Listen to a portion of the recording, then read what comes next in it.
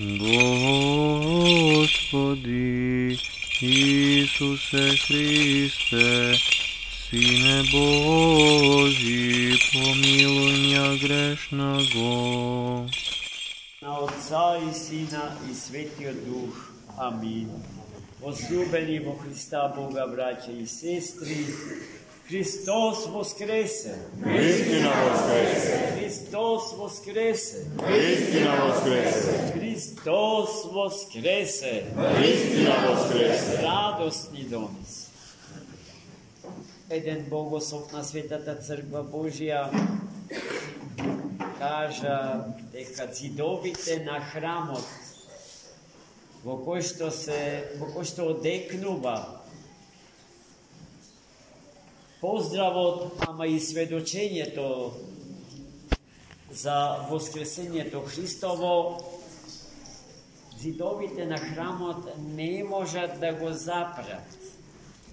Во рамките на храмот се излегува, ги пробива вештествените бариери и патува низ времето и просторот на овој свети век, за да стигне до сечие срце човечко, кое што е отворено за Бога и кое што сака да стане, ако веќе не е свесно за победителот Христос, кој што ја прими нашата човечка природа, за да го победи нашиот најголем непријател, кон кого што приведуваат сите други непријатели и противници, а тоа е смртта. Денеска и сите овие дни слушавме сведоштва на светите ученици за се она што се случуваше со Христос од преториумот, местото каде што му беше судено. И денеска, односно вчерашната погребна литија во Ерусалим почнува од преториумот, од судската институција на која што римските власти, чиј чиновник беше Понтиј Пилат, му судеше на Христа Господа. И рековме на кој начин на Христа Господа му судеа духовните власти од Ерусалим и римските цивилни власти во Ерусалим, така што ги фалсификуваа фактите, а со тоа значи дека фалсификува вистината и како што гледате ништо ново, бидејќи и денеска сето тоа на ангро се случува. Особено кога се во прашање православните народи и цркви. Но, најмили мои, злото нема свое постоење, нема свое битие, бидејќи не е создадено. А тоа што не е создадено од Бога, а само Бог е вистински творец, бидејќи твори ни од што, нема свое постоење. Но го има, гледајте, и толку е распространето, и толку е осилено, што посегна рака и на нашиот Господ и Спасител Иисус Христос и го уби на крстот, имајќи за соработници луѓе податни за таа соработка со злото. И нив ги има и денеска. И денеска се особено распространетите. И повите, луѓето од типот на Понтиј Пилат, луѓето од типот на Јуда, Искариотскиот, луѓето од типот на Ана, првосвештеникот, судијата Кајафа, се тоа ликови со кои што ние деновиве се дружевме, читајќи светите евангелски текстови. Ама како што во книжевноста еден тип на човек и припаѓа на една категорија на луѓе. Цела една категорија на луѓе преку тој лик е представена во тоа книжевно дело.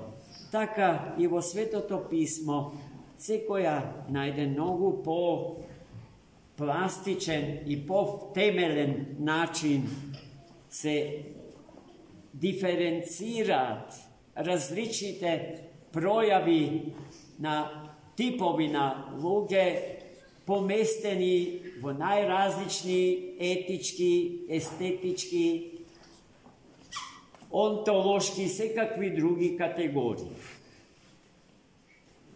Денеска, најмили мои, најдобро за сето ова, за суштината на празникот прозбори Свети Јован Златоуст во словото што го читавме. Тој јасно ни даде до знање дека на вчерашен ден Христос, слегувајќи во адот, го победи адот и го плени. Што значи тоа да се плени адот? Сета содржина на адот ја извлече од адот. Каква беше содржината на адот?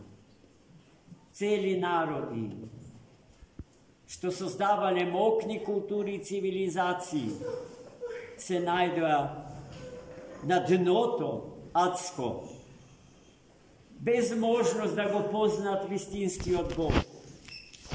И сега гледајте, Христос слегува во адот, им се открива на тие богожедни луѓе и народи, и откако го позна, подадената рака кон нив преку раката подадена кон нашите првородители Адам и Ева ја прифаќат и така Христос Бог ги извлекува, односно го плени адот. Адот ја губи својата смисла за своето постоење. И не само што ја губи својата смисла и своето постоење, туку Господ него го претвора или повторно го воспоставува рајот, а рајот е Светата Црква негова, со дрвото на животот, со чии плодови се храниме, а тоа е тој, Христос.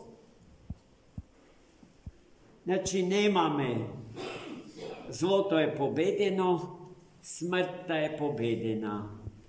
Рајот е повторно воспоставен и есхатолошките димензии од животот на човекот и постоењето на светот се повторно афирмирани, реафирмирани на еден најдобар можен начин. Тие промени, браќи и сестри, ги славиме денеска. Иако, ако судиме според она што во светот се случува на некој политички план, на некој геостратешки план, на некој социолошки план или психолошки, се повеќе ќе се уверуваме дека злото е поприсутно и помокно од животот, а смртта, која што секојдневно се посева на планетава Земја, е исто толку погусто населена на нашава планета од животот. Зашто се е свртено против животот. Најпрво, безбројни мајки кои што си ги убиваат децата доброволно. Да, тие не се сами во таа злосторничка работа. Со нив соработуваат и нивните мажи, односно несудените татковци на се уште неродените деца во утробата на нивните мајки.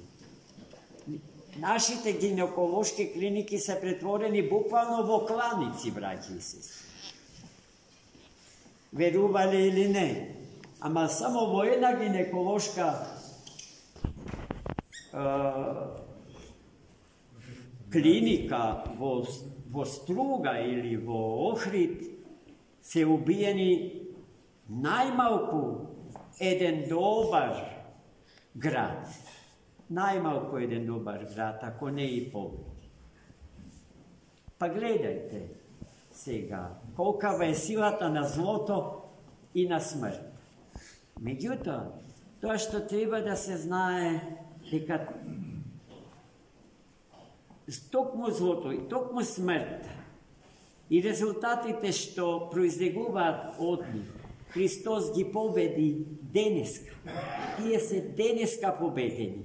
И таа победа Христос не ја извојува за себе, бидејќи нему таа не му треба, туку за нас, кои што сме жртва на злото и на смртта.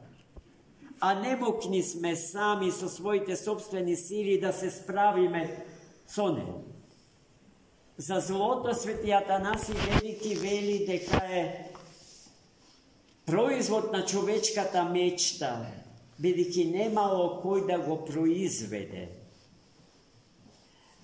За да има некој што ќе го произведе, мора да постои некој Бог кој што ќе биде спротивен од добриот Бог кој што создава. Он има Бог што создава, има Бог што го уништува создаденото, и тоа се случува во манихејството. Манихејската философија на живење е повампирено присутна и денеска. Облечена во разни екзотични рува и сместена во најразнообразни философски системи на мислење. Али гледајте, сето тоа што го гледаме како стварност е последица на нешто што не постои реално, но ние сме поверувале во тоа што не постои како да постои. Ги чувствуваме само последиците. И се разбира, се поставува прашањето, зошто така, зошто? Зашто сме ловци на лесни патишта, на комфор, висок стандард. 30 сребреници што некој му ги понуди на Јуда ни се толку сладки. Затоа е Јуда толку многу размножен. Мултиплицира.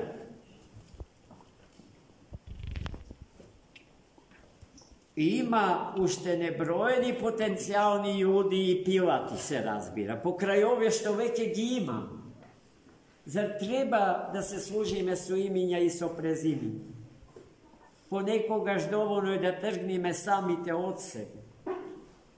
Па не знам дали не ќе откриеме некој малечок Јуда или Пилат во себе сами. Затоа треба во верноста кон Христа да се вежбаме. Нему да припаѓаме целосно, а потоа се друго што ќе произлезе од таа верност кон Христа ќе биде добро. Со што и да се бавиме потоа? Ќе се бавиме за да го прославиме нашиот животодавец и победителот на смртта.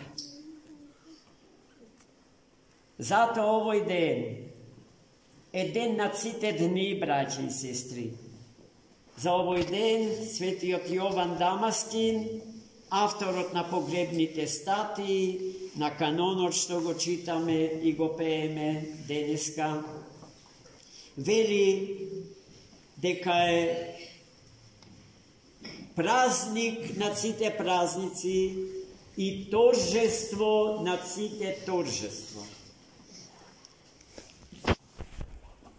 Во тој ден имено големата победа над злото, над смртта, Христос ни ја подари нам, ја стави во нашите раце. Но од тој ден наваму ние сме за толку повеќе одговорни за спасението на човештвото и на светот во кој што живее. Сета одговорност, браќи и сестри, е наша. Нема место за самозадоволство, како што нема ни место за прекумерна загриженост, зашто човекот ништо сам без Бога не може да направи, да постигне. Имајќи го него за свој сотрудник, постигнуваме се што е добро во нашите животи, а оттаму ни доаѓа радоста, умножената љубов, вистината, која што е непоткуплива. А таа не е нешто, туку таа е тој, некој. Самиот Христос тоа му го кажа на Пилат. Што е вистина? А вистината стоеше пред него. И тој беше слеп да ја познае и да ја признае. Богу да се предадеме. А и се што треба да се даде, па и животот свој, Бога ради и за спасението на ближниот свој, е тоа што води кон добро. Тоа го менува светот. Светот не можеме да го промениме од кабинет или од нашата умна лабораторија. Светот се менува така што пред себе самите се менува. И по мерата од собствената промена менуваме се околу себе и тоа се случува природно, нормално, а не со употреба на насилство и терор. Повторно, квалитети, под наводни знаци, најприсутни во новата историја на светот. Иако, за волја на вистината треба да се признае, ниту има историја која што е подруга од сегашна. Христос Бог, воскреснатиот, и нас да не воскресни. И да не освести за големината од нашето присуство во овој свет. И да не заборавиме дека сме человеци. Луѓето се битија кои што растат по вертикала. Оние кои што тоа не го прават, туку ползат по хоризонталата на овој свет, престануваат да видат луѓе, вели Достоевски. А зошто по вертикала? Затоа што сме крстообразни. Застанете, расширете ги рацете. И така, крстообразно стоеки, со челото гледаме во вечноста. Чело и век. Чело и вечност. Век е вечното и незаодно време, кое што денеска го славевме, како време во кое што живее Христос, воскреснатиот, и како време во кое што сме повикани и самите да влеземе. Ама не сами, туку дај Боже со сите браќи и сестри наши, онакви какви што се, чувме Свети Јован Златоуст во своето слово како вели. И во 11-тиот час не е доцна да му пристапиме на Христа Господа. И тогаш спасението на таквите не е нивна заслуга, како што е заслуга на оние кои што од првиот час се со Христа. Туку по милоста Божија ќе станат жители на вечниот град, за кого што сме создадени. Но во таа вечност не треба да влезе сам човекот како пустињак, туку со севкупното создание Божие и со сите браќа и сестри своји, од Бога создадени, за да станат народ Божи, црква Божија. Тоа што сме ние денеска, овде собраните. Господ да не чува по молитвите на сите свети, пред се на неговата пресвета мајка, да не чува со духот свет свој, да растеме по мерата од растот на височината Христова и да се удостоиме со граѓанство во вечниот и незаоден град Ерусалим. Амин. Христос воскресе!